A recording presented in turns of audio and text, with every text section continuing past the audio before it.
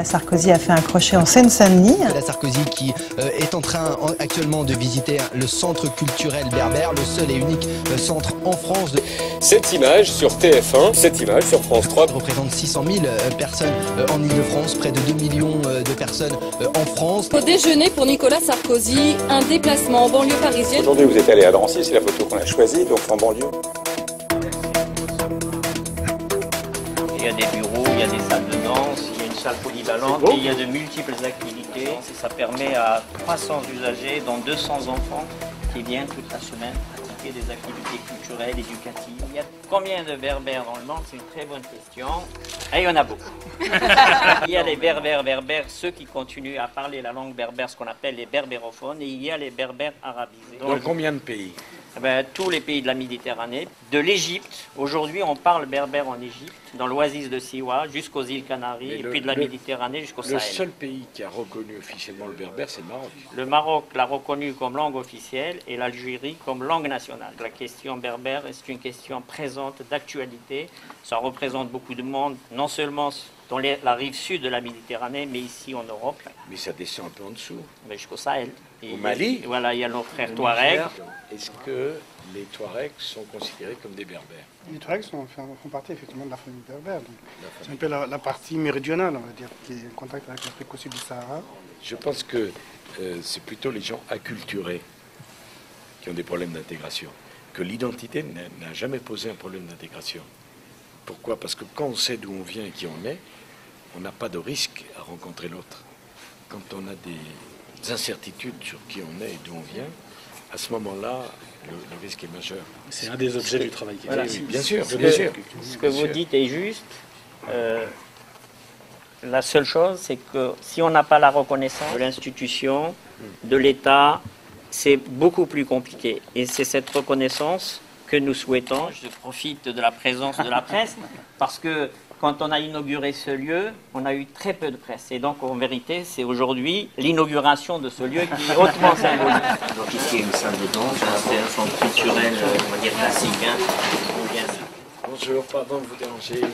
Noémie. Bonjour Noémie. Il y a Pal, il y a Lies. On travaille plus sur le développement du réseau. Le réseau, c'est combien de personnes? Sur la France, on touche à peu près 10 000 familles. Les berbères en France, c'est surtout la région parisienne? Non, ils sont présents partout. Partout. Partout. Il n'y a pas de lieu. Voilà, d'où le fait que ce réseau soit national.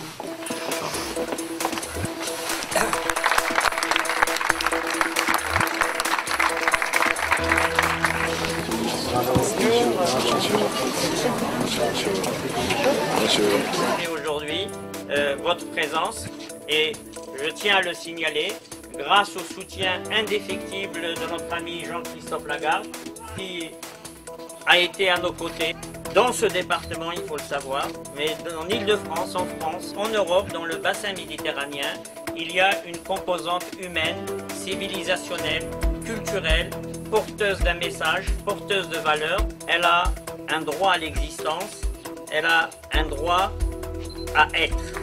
Merci de me recevoir dans ce centre culturel berbère, dont Jean-Christophe Lagarde me parle depuis longtemps. Et c'était important pour moi de venir ici parce que c'est une façon de rendre hommage à la communauté berbère qui mélange deux caractéristiques. La première, c'est une fidélité indomptable à son identité, à ses racines, à sa langue, à sa culture. Les Berbères, c'est 25 à 30 millions de personnes qui descendent donc jusqu'au Mali, jusqu'au Touareg, mais qui partout où ils ont été ont dû se battre avec beaucoup de force pour maintenir leur spécificité, leur identité. C'est une communauté extrêmement nombreuse en France, et c'est sa deuxième caractéristique qui n'a jamais posé aucun problème d'intégration.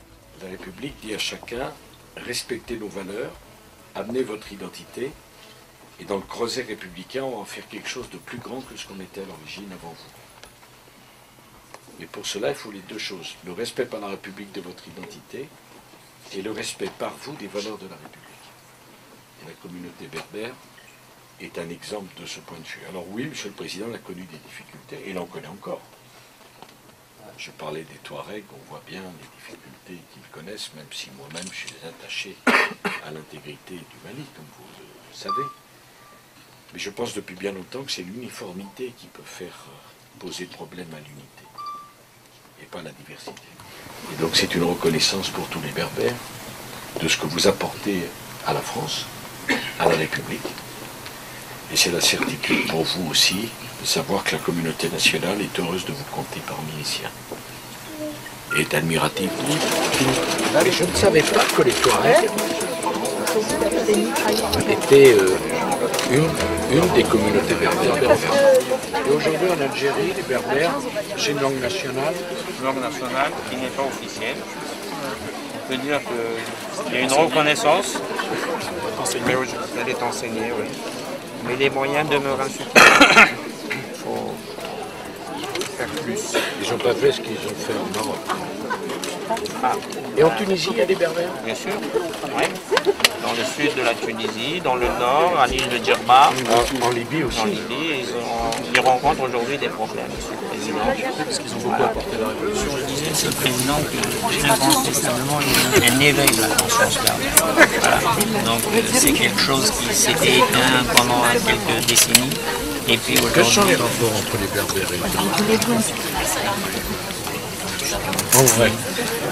Il n'y a pas de problème particulier. Bon, si ce n'est les problèmes des États, de non-reconnaissance. Dès lors que les États commencent à reconnaître les spécificités, les dimensions culturelles, les citoyens suivent. Et je peux vous assurer qu'ici, en France, on n'a aucun problème particulier avec les autres communautés, quelle que soit leur origine et leur identité. Cette aussi image d'association dans les villes se répand beaucoup et contribue à ce réveil de culture, ce qui évite, comme ce que tu disais tout à l'heure, ça évite l'acculturation des gamins, qui sinon sont assimilés par les autres d'ailleurs à des gens qui ne sont pas eux-mêmes.